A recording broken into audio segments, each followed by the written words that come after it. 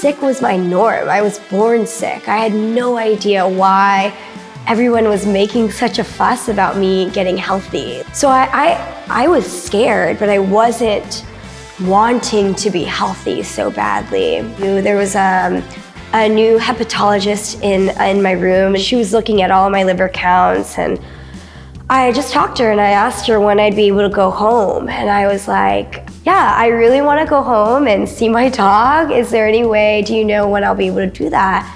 And she looked at me, and this is the first time I had ever heard this, but she was like, you know, you're probably not going to go home until you get a new liver. To the one who pulled me out of the darkness. I was in a place where I knew that God was going to give me a liver.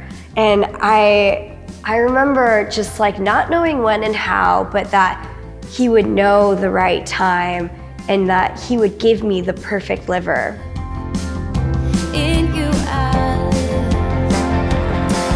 Oh, glory, glory, my soul sings. Whoa, oh, oh, oh, oh.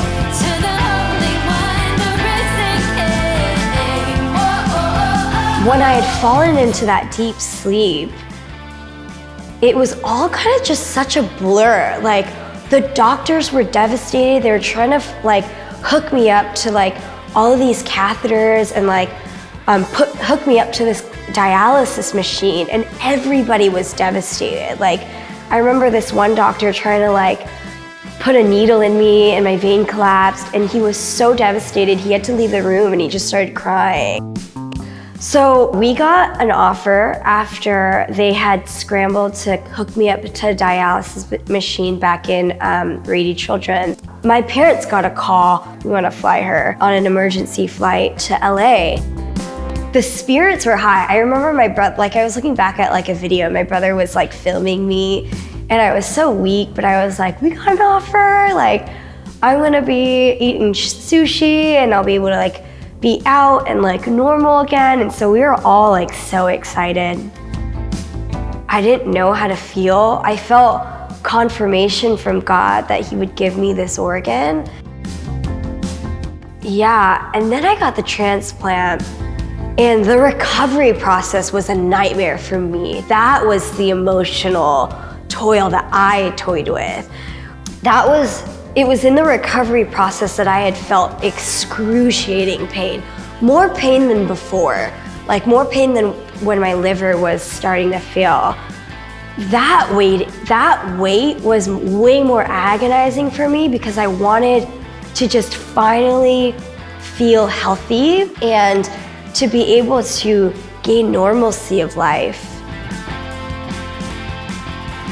Yeah, I think what God was trying to tell me in that moment was that he sees me, that his eye is upon me, that his gaze can pin me down in a securing place, and that he's got me, that there's nothing I could do in my energy to try to ever grasp life for myself, and that is a blessed thing, that with everybody scrambling around me, with me trying to secure life for me, all of that I could still engage in, but that would never change his grasp upon me. That could never change his love for me or the life that he infuses in me in Christ.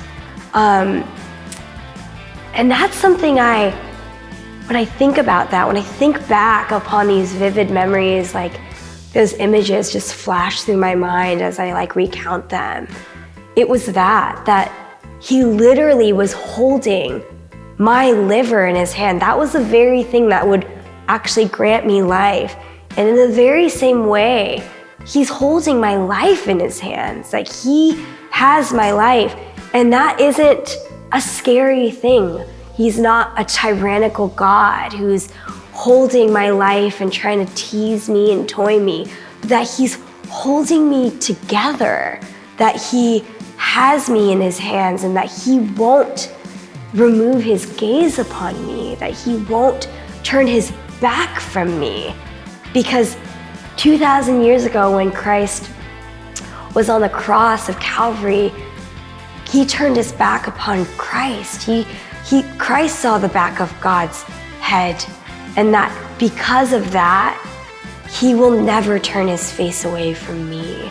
And that's the comfort I have now.